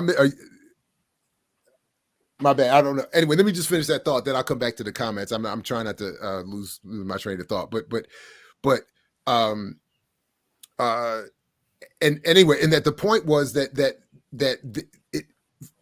Malcolm's nationalism was always described as wherever we are, we should be in control of our politics, economics, and social lives. So if that would require a global revolution, or at least global solidarity in defense of revolutions in different areas of the world. So I don't see. So that's how I interpret. So I don't see, and that's why I think it's always a struggle, similar to what he was, because remember, he was also inspired by the work of Che and Fidel, who had their own arguments about the expansion of the revolution there. I mean, that was part of the split between Che and Fidel. And I think that's what Malcolm was seeing in terms of his split with Elijah, that on some level, that the struggle, we can't just put our own nation together and expect that to survive and be protected and safe. We have to be linked up. The revolution has to be expanded if anybody's going to be defended anywhere. So anyway, Okay, yeah, that's cool. So in the chats, if you have any questions, we probably got a few more questions, and then we're going to start to wrap up. But if you have any questions, I want to leave a space for you to ask any follow-up questions, or questions that didn't get asked that you want to ask, and then we can chew on those. But Diallo, did you want to respond to the New Africa thing? Yeah, I guess I did. We still got the old Africa, so I don't know what the point of a new Africa is when we still got the OG Africa. So I said, I think it's been a great rally cry, but I just try to be practical and grounded at the same as practical as I am radical. Mm-hmm.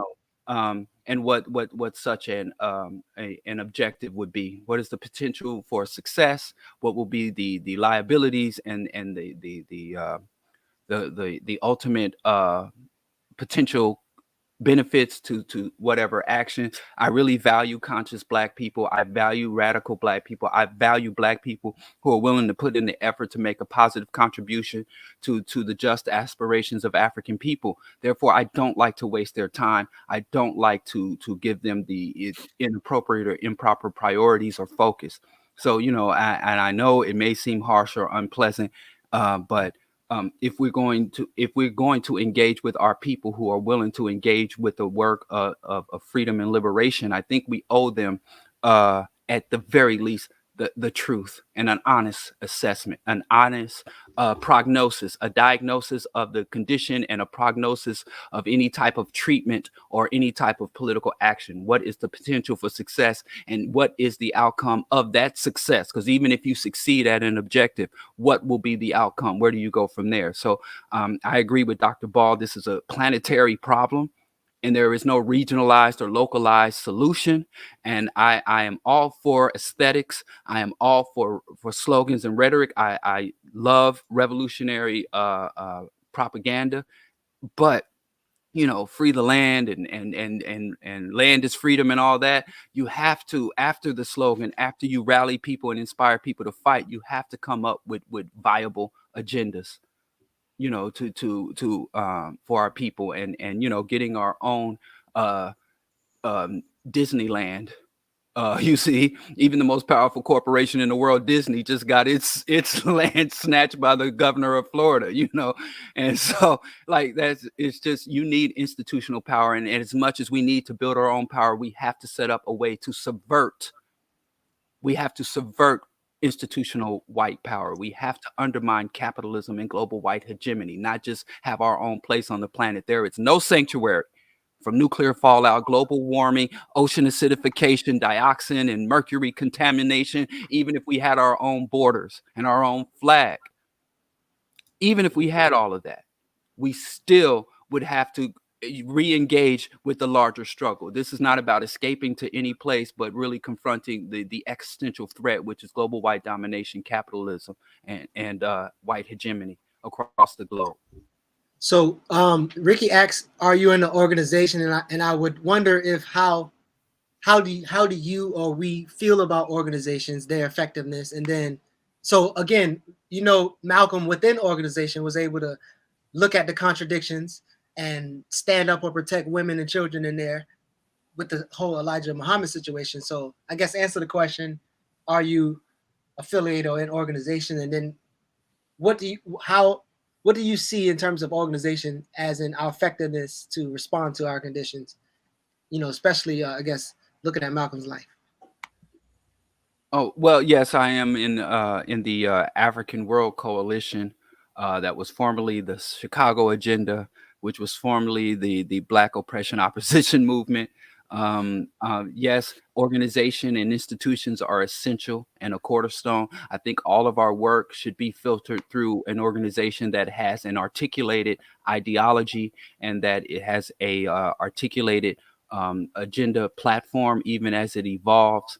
I also think that our organizations must be, without compromise, secular organizations, that the hierarchies must be fluid, that the ideology is what leads us, not any individual, that we make sure that we set up to prevent the rise of establishment of demagogues or leaders for life. But I even talk quite a bit about how organizations often devolve into cults, and how to counter and how to establish organizations with that measure. I was doing a lot of public grassroots activism earlier, but a lot of failures and losses has driven me to rethink my own personal approach and my larger organizational approach. But yes, I would say every African person, as Kwame Ture said, should be a member of an organization. If there is no organizations that suits your constitution, then you should build one. So I am a long-term member. The organization I've worked with longest publicly was the National Black United Front, Kansas City chapter. But I've always, since my beginning of my organizational life, have worked within, or at least try to build organizations. If you are seeking to make change, a fundamental change for African people, you must do it through an organization or established institution that is secular and, of course, radical and revolutionary. Absolutely. Jared, if you have any thoughts about that question in terms of organization, and then I don't know if this is Ricky's first question. Somebody said answers Ricky's first question. I don't know if this is one, but make sure if you have a question, get it in so I can put it up. But yeah, the question of organization, and then maybe this one. Well, this question I think is also directed at Diallo too, if I'm reading the context correctly. But in general, to this one, I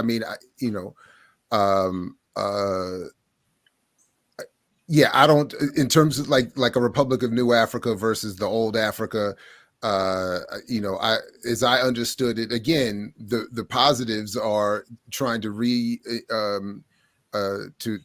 if I remember correctly, also try to the goal is to try to reassociate Black people with a connection to Africa and as African people themselves, and then to make an argument about if at least a group of us are committed to not returning to the continent, that efforts be made here to carve out and create relative political independent space. and certainly I don't have I understood what Malcolm was trying to do with the OAAU as being the North American, I guess, or Western hemispheric extension of the OAU. Again, of course, he was assuming that the OAU was going to become something other than what it became, and was trying to build a complementary organization to it on this side. So I fully agree with all of that.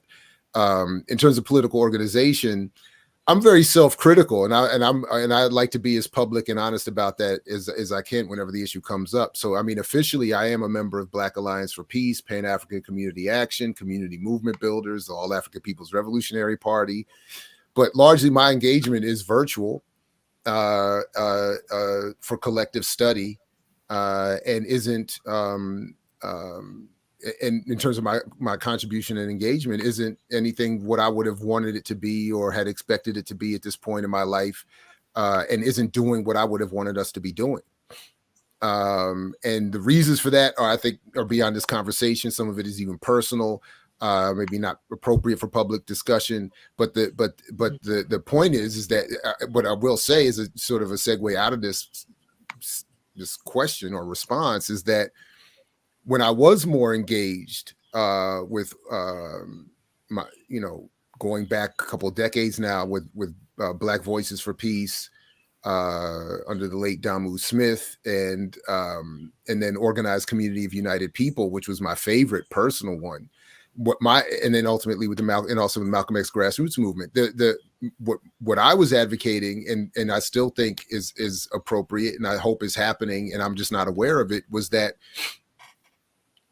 I still think we need more off the record work than on the record work. And I still think we need more attention to be paid to building organization than presenting work that the organization is doing. And this idea was never well received. I admit that. It was never fully developed, and I never was around long enough to fully try to implement it. But my point really was, and still is, that too much from what I see of the work is an attempt to capture others, almost in terms of like social media and email list building, as opposed to any meaningful, sustainable, radical organization that would have an impact and create the kind of conditions for change that I think still needs to occur. But all that said, I mean, again, I want to be clear that this is a self-critique that I'm sharing, that I think is somewhat relevant to that question. So, but I'll stop there. Right. So there's a time that Malcolm said that we can't organize sleeping people around specific goals. You have to wake them up first, then you'll get action. And I want to respond to that, but also this person's question. Have any of y'all read Special Field Order number 15? Do you know the practical and immediate provisions for reparations and Black-led nation was already in progress in 1865? Start there. Well, I wanted to speak to the OAAU and the OAU. When I said New Africa, that was tongue in cheek. I think that's a really cool name. The Republic of New Africa is a wonderful name, even though the objective and agenda I have issue with. So I don't mind African people adopting New Africa concepts. I understand, I comprehend. It doesn't negate the old Africa. That was a bit tongue in cheek, but everything I said. But I do think that there are specific roles for the African diaspora to play than the continental Africans play. So, I am in constant communication with movements in West Africa that I really don't like to speak of, because there's a lot of frontline work going on there that I don't want to compromise, because I am so vocal in public. So I also do quite a bit of work that, I don't really publicize. But to say that, we are New Africans, African diaspora. I'm cool with that. I don't have any issue with that, identifying as New Africans or whatever. But yeah, there is understanding that we have to design in the African diaspora, design agendas and organizations that are complementary and mutually supportive to what's happening in the continent. They can't be exact replicas because of the conditions of neocolonialism versus being, subjects living within the belly of the beast of the empire nation. So is to say that as far as field order number 19, I know most repatriation efforts that were supported by the government were a catastrophe when the Africans, the African colonial organizations that sent a number of former slaves back to Africa, Liberia, it was laced with atrocity, and the Africans went back with much of the dysfunction that and unaddressed trauma and internalized whiteness and internalized anti-African concepts. So if you look at the history of Liberia, to me, our problem is not geography. It is not where we are. It's Rakim. It's not where you are. It's where you at. I think conscious Africans can make a positive contribution wherever we are. I have no issues with Africans as individuals or as a group attempting to repatriate. I have no issue. I'm fully in solidarity with that. I've seen several successful Africans, but I think my only thing is that if you are returning to the African continent, it must be to join and contribute to the struggles ongoing there, not as an escape from the struggles here. So if you go into Africa as to find a new platform to struggle and build, as opposed to escape the challenges here, I have no problems with Black folks throwing down their stake here and engaging in the struggle here. This, like I said, this is a non-discriminant planetary system of oppression. So wherever you are, you can engage with the struggle. But just to be clear, the Special Field Order 15 was Sherman's land grant to so-called ex-slaves, the 40 acres and a mule claim. So as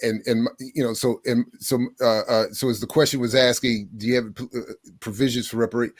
Do you know any practical and immediate provisions for reparations that Black-led nation was already in progress? So this is sort of my problem with reparations as a claim, and with this piece of history and how it's remembered and brought back often by Spike Lee types, etc., into the popular consciousness, is that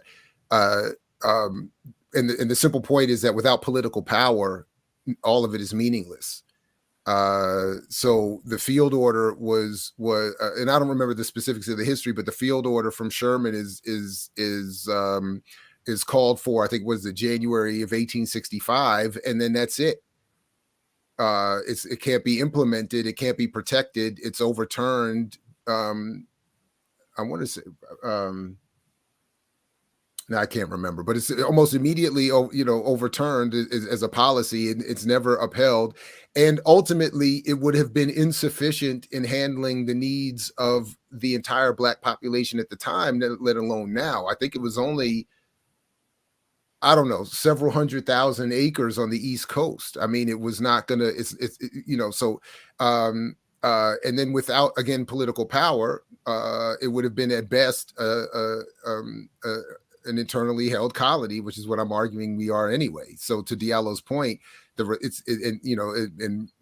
I used to quote Jack Odell on this. It's not an issue of geography; it's about relationship, and that's why I've argued that Black people are an internal colony now, because it's not. It doesn't matter where the population is housed necessarily.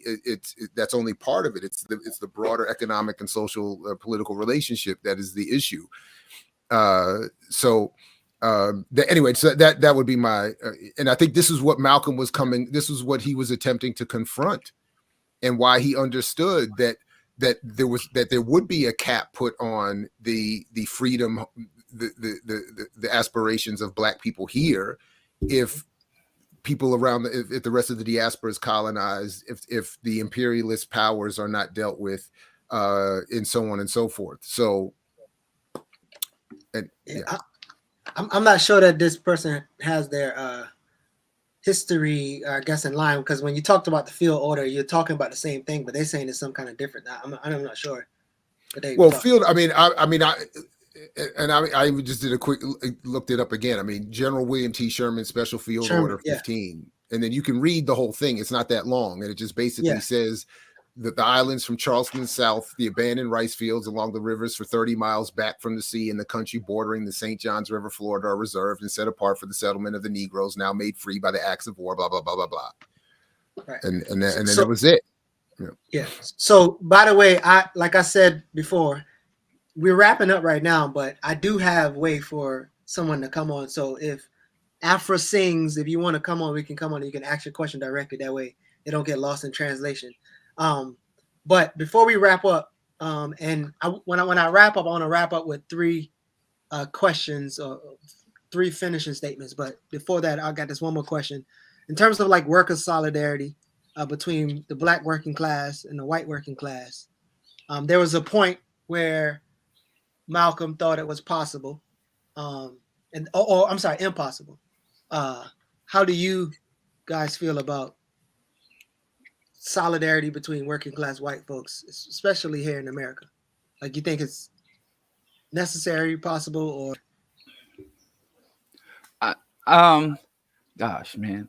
In terms of when you say worker solidarity, it is possible, and we have evidence of it. But when you have a group where, I think Kwame Ture said it best, where there is a difference between being exploited and oppressed. African people are oppressed, white people are exploited.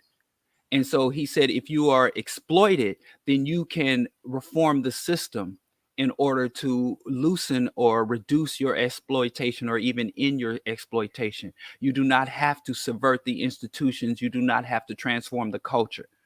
So, but he said, when you are oppressed, in order to end oppression, you have to subvert institutions. You have to change the fundamental relationships within it. So there is a problem when oppressed populations unite with exploited populations, because what inevitably happens is the exploited populations will reach a state of contentment. And so they were like, okay, we got what we wanted. Now it's time to stop. So when you have a group that is suffering from labor exploitation and a group that is suffering from racial, cultural, historical, gender-based, and all those other exploitations. And so there's an old adage to saying you don't enter into a scheme with someone who has less at stake than you do, because they're going to throw in the towel long before you get what you want. So when it comes to Amazon labor union, I think that's great. You know, if you were an Amazon worker, if I was an Amazon worker and I'm locking arms in order to get an extra, longer breaks, safer working conditions, and other labor things, you can lock arms with a white dude. They're unionizing Starbucks across the country. Same thing. My wife was a Chicago public school teacher for many years, and I mean, I can't count how many times we still got the protest signs before she left Chicago public schools, and we'd head downtown and it'd be all the white folks, and we'd be down there marching with the mob. And I always ask my wife, where are we marching to? And she would say, the mob knows what it's doing, just move with the mass. Stop asking questions. And so me and my sons, and we'd be down there holding up signs for the teachers union. But that's not liberation. The full objectives of the Amazon labor union, of the teachers union, their objectives could be met 100%. They could get everything they want at the labor negotiating table, and it will not in any way put a dent in our oppression, the genocidal oppression that we're under. So yeah, when it comes to work, and if you can lobby or get better benefits, that's great. Worker solidarity. But we are not simply workers. We do not start or stop as a worker. And that's where, class analysis and class starts to kind of break down. We are oppressed people. We are not simply exploited for our labor. We are oppressed as a race. So I don't say, don't lobby for better benefits at your job in place of appointment. Go for that. But do not think, because I was a member of the 1199 union for many years, and at the same time I'd go to the 1199 lobbying for a healthcare workers union when I was a radiographer. Right after that, I have to go to the streets and fight against, this is right around the time of Amadou Diallo, Agner Louima. I'm in the streets fighting against police atrocities. and state-sanctioned murder of African people. And I understood the difference between those two struggles. And the white folks I was fighting for, better working conditions, and we had to fight and protest just to get those non-toxic. They had the latex gloves that were really toxic, and people were getting rationed and say we need the non-latex gloves for the workers. But I didn't ask those labor workers to come join me in the black struggles, because they just would be subversive and disruptive. So I think we can walk and chew gun at the same time, and we understand the necessity of both, and we understand the divergence between the both. And at the moment that those teams become hostile, which they have several times in history, where organized labor was hostile to black interest, choose black power. Because like I said, I had a union. My wife comes from a strong Chicago union family, and there was a time where the union was threatening civil rights workers, saying, you over there, you got a good job, you got it good over here, why are you out there in the streets acting a fool? And so whenever that inevitable time when the white working class starts to represent white interest over labor's interest, we got to represent African interest over organized labor. So the only thing I would add to that is that the only way we see that need and the clarity of where our interests do and do not merge is to be first organized. And this is what I always take away from Malcolm, is that Black people have to be organized collectively before engaging in any endeavor with any other group. And then, of course, that effort has to be internationalized throughout the African diaspora to make the local efforts more meaningful and powerful. So I think that's what Malcolm, does, makes pretty clear for us to build from in his own experience and what he in analysis. So, yeah, like he said, there are no permanent allies, only permanent interests. Absolutely. So as we wrap up with these final three questions and wait for Afra Sings to come on. So I want you to answer these in elevator pitch style, short, sweet, to the point. But the first one is, how would you, what's your thoughts on the evolution evolution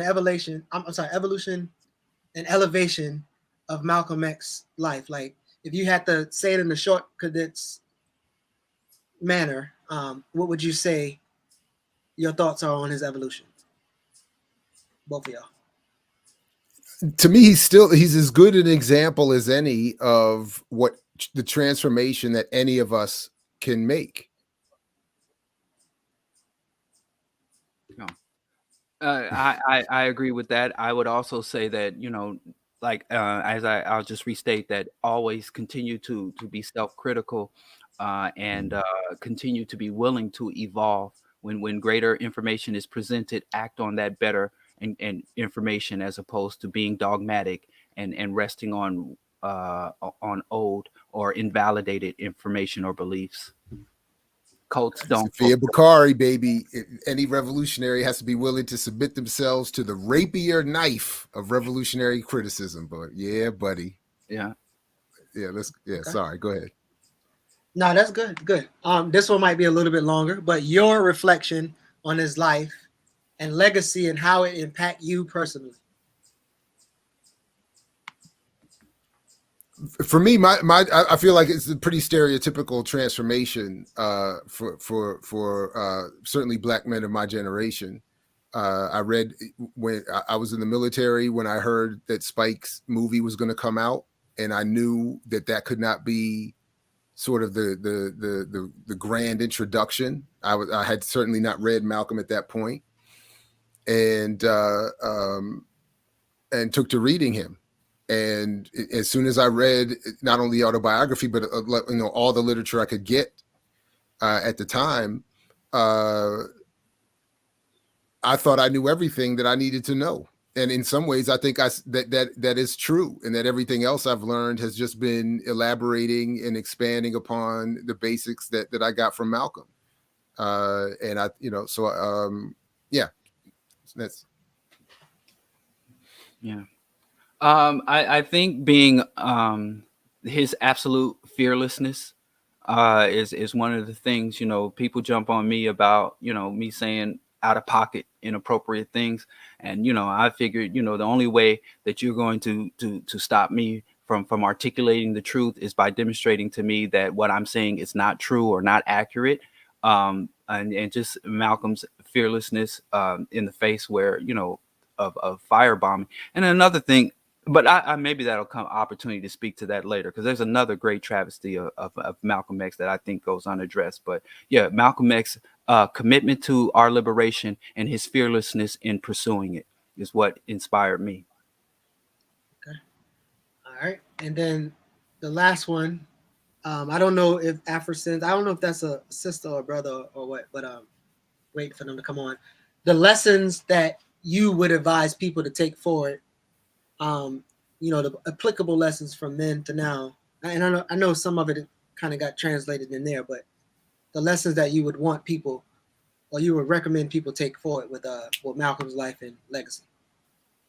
Study, join organizations, and be willing to challenge and confront self-concept and analysis.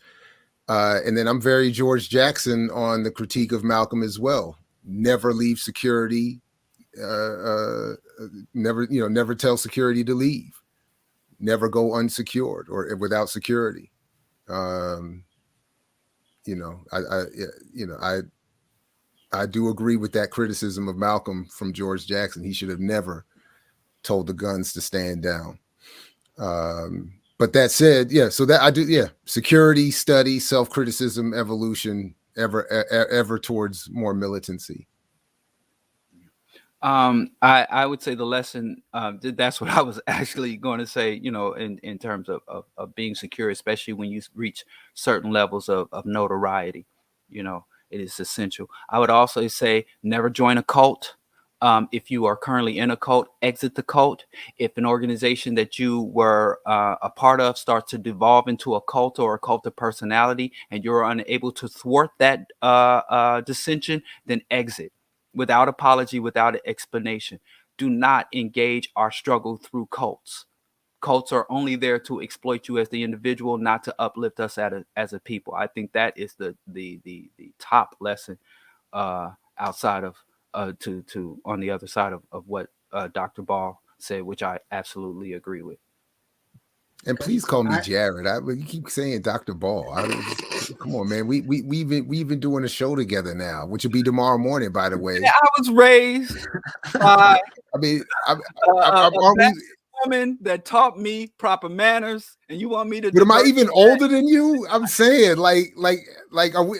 How much older? Wait. Let the audience guess. Who's old? Let the audience guess who's older. From looks, both of them vegan. Both of them vegan, I think, right now. Both of them have the LeBron James. Said I'm older. Oh dang! Teal said Ball. I appreciate you, KD. No, but again, I'm with KD on this. I only want my degree acknowledged to the extent because I'm still paying for it. That's really the only reason I wanted to acknowledge. But so everybody's saying I'm older. Dang. Okay. Go ahead. Oh wait, no. KD said Diallo's older. So there's one vote for Diallo. Everybody else is saying I'm older. Damn. So what's the age reveal? I'm 48. So they're right. I'm 50. Oh. I'll be there soon. I hope so. They should more than that. They said you should never ask a woman her age, so we're not gonna ask you your age, but you could definitely come. You could definitely come on and clarify some of the questions or your questions, and we can build around it. How you doing? I'm doing okay, and that's a very, very wise action to take. Not ask my age, thank you. And so I, you know what? So I'm friends with Kim, so we're, we always do some sort of a wrap up after her show on Instagram, and I'm a bit counter to the to some of the extra, like the extra leftness, but I'm still there with y'all. I was just getting frustrated because I think we spend a lot of time talking about what Black people can't do, what we can't do, and there were a couple of things that y'all mentioned about faith leaders not being in charge of the movement and things like that. And I was just like, we have a lot of our people do not know that we have an actual real starting point example of this is how you start the process of reparations. This is how you start building power nation, building and all these things right here in the U.S. Not the Liberia out of back to Africa movement, but like right here. And it's something that's completely lost and doesn't we don't know about. And talking about the U.S. rescinding laws and things like that. Right now, women are here subject to rescinding things. Like Roe v. Wade. There are a lot of other things that we've seen in the law, come and go.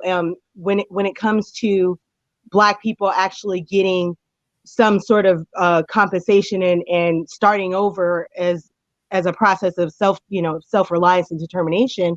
When we start talking about that only lasted a couple months. Roe v. Wade lasted a few decades before they tried to rescind it, before they're doing what they're doing right now to rescind it. So I'm just saying that we don't know about that. It's purposely hidden away. Anytime they're talking about reparations, no one actually talks about the fact that the process started already and it was immediately shut down. They killed the president, not because he freed us, but because he started giving reparations, and they shut it down. And what we know as the Homestead Act is built on what was meant to be reparations for Black people and the people that are still living in a lot of these lands, that are still a lot of these towns that are in the U.S. A lot of them were built from the Homestead Act, which Jackson enacted after rescinding the reparations that Lincoln started. And most of the people that were granted land through Homestead Act and still are receiving benefits from that were white people, mainly white immigrants, not the Black people that it was meant to, give some sort of I guess land and money and resources back to. So I'm not a scholar, and I just like I said, get frustrated when we spend a lot of time talking about what we can't do, when the reality is we have been running governments, we have been raising white people's children, we have been running their farms, we have been running their businesses and all of these things, but we're only allowed to do it in the shadows. We're only allowed to do it to invent and innovate and do things under the names and behind the scenes of white people in this country. And we're never given our credit. We're never given our due. And we don't even know between us what we actually are capable of. Okay. All right. You can respond first, Yella. First, I want to say we have to understand there is a distinct difference between reparations and what I've come to identify as prosperity politics. If you go back to people like Samori Grace, the elder, or Bill Grace, and the late Dr. Conrad Royal, reparations means restoring people to the state that they were in prior to the offense or the atrocity that they're seeking reparations for. If you have someone who is in the reparations movement but does not seek to address U.S. imperialism, the rape and destruction of ecosystems, and the destruction of the oppressive hierarchical systems, there are many people relatively new to the reparation struggle who have displaced the original reparation activists, who only see reparations as an opportunity to integrate African people into the larger economy, to give Black people the material resources to better integrate and engage in capitalist economic accumulation. That is not reparations. We've already had one major integrationist movement. It was a political integration. It was social integration. And we see how that is played out. And now we're seeking economic integration. So all I'm saying is, if you are not anti-colonial, pan-African revolutionary liberationist, if you are not socialist, if you are pro-capital, pro-capitalist accumulation, if you are capitalist, you are not for reparations. You are for prosperity politics. You are not for liberation. You are for economic integration. So that's the first thing of it being watered down. The second thing is, we have the same ultimate goal: freedom and a space for African people to live with dignity, to pursue our interests, to cultivate our potential without the ongoing atrocities and pressures and exploitation. We have the same goals. And so what we have, when you have a path to that goal, securing territory, securing monetary reparations, when you have a path to that goal, you have to critique that path. We're not saying that Black people don't have the capacity to do things. We understand that African people have the capacity to manage a state.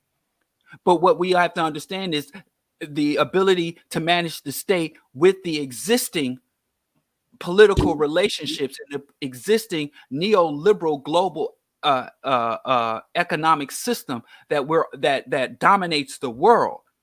So do we have a capacity to operate the state in such a manner that it can stop the destruction of the earth ecosystems, the subversion of the sovereign will of people within that state? So it's not necessarily saying what we can't do. It's radically critiquing and dissecting the efficacy of any plan or agenda, and that is showing respect for that agenda, not dismissal of it.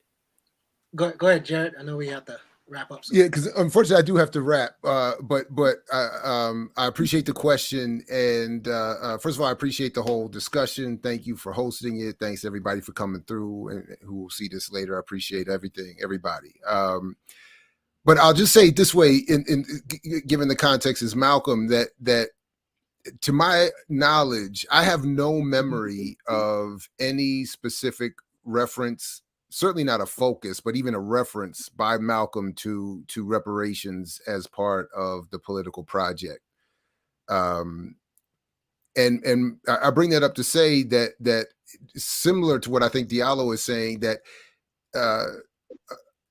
in absence of a total revolution that itself has to be international, does not bring about the change that would make anything that is being labeled as reparations meaningful anyway.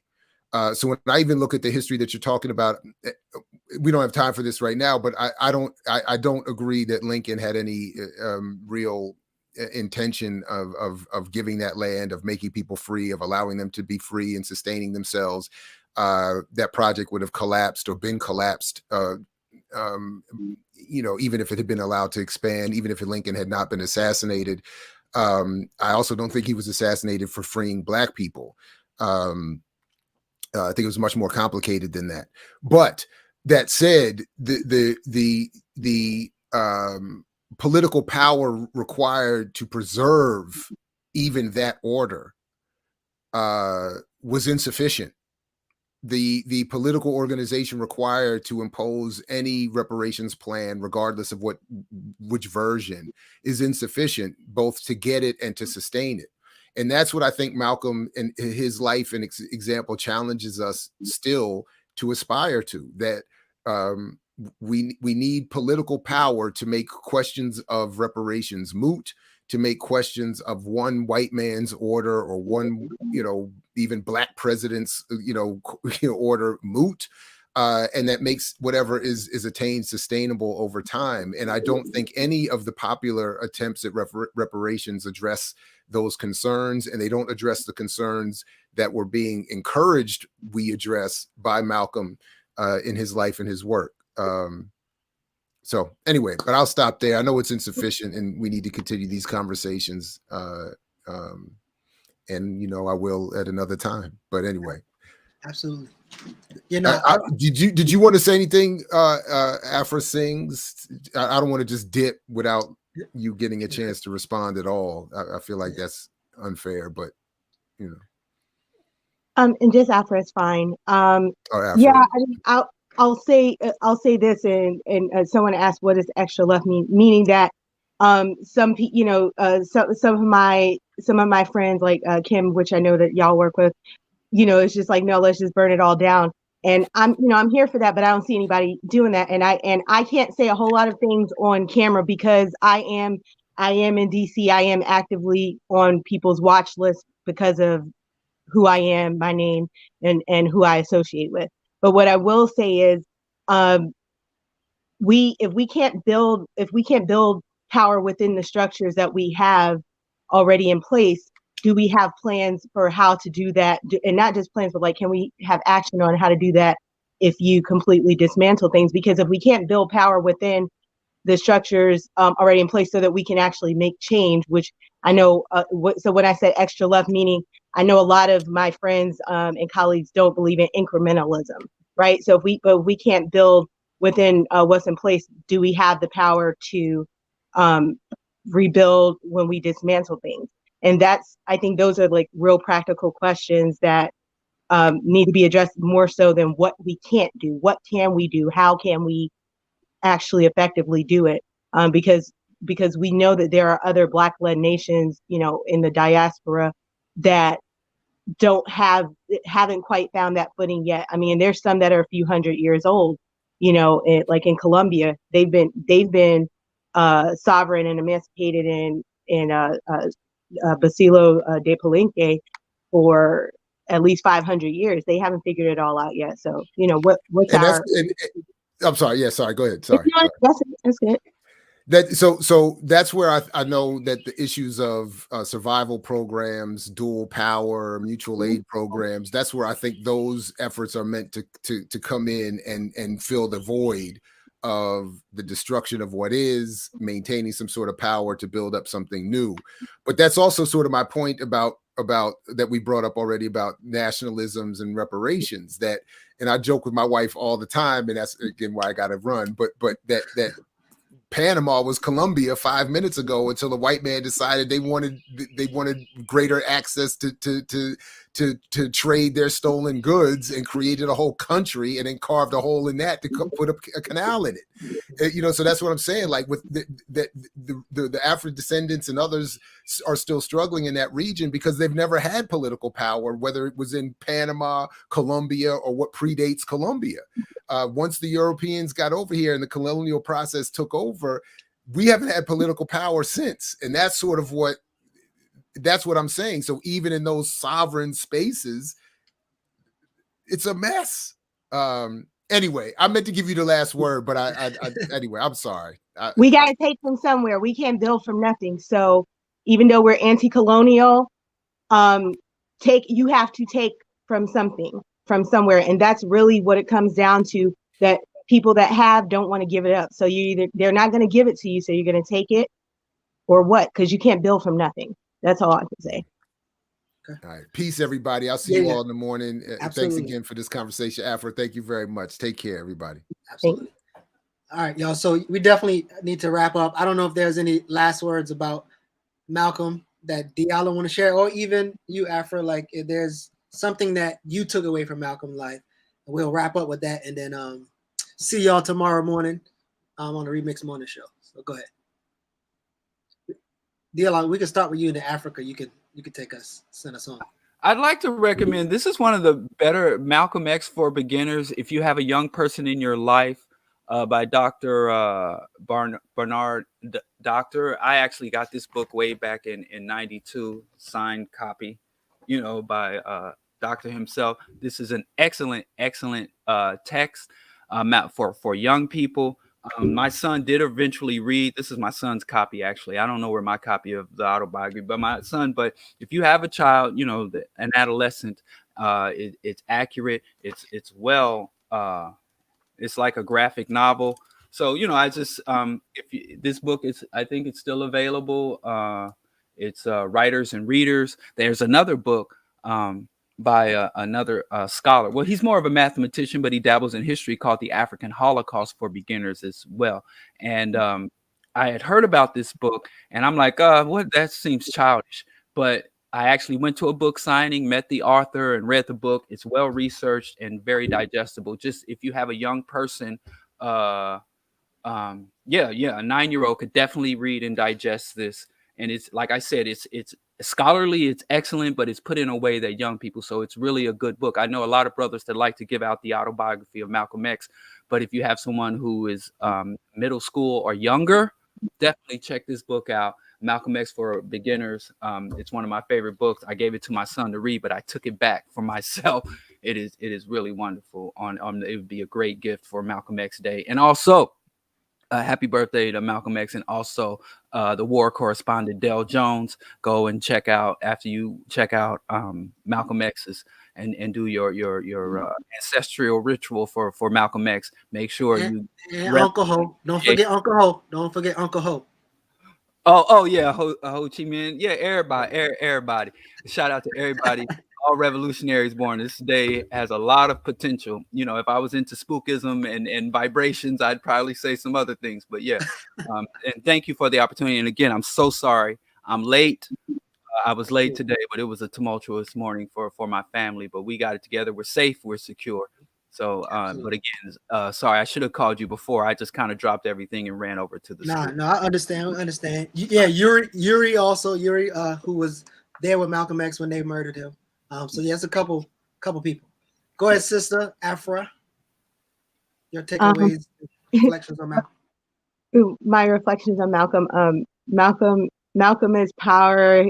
He's defiance against any and everybody, including the people that he loves. And that's what that's what he means. You know, that's what he means to me. I think being fierce and always seeking the truth, always seeking answers, always seeking solutions, never being afraid to back down from anybody. That's what Malcolm X means to me.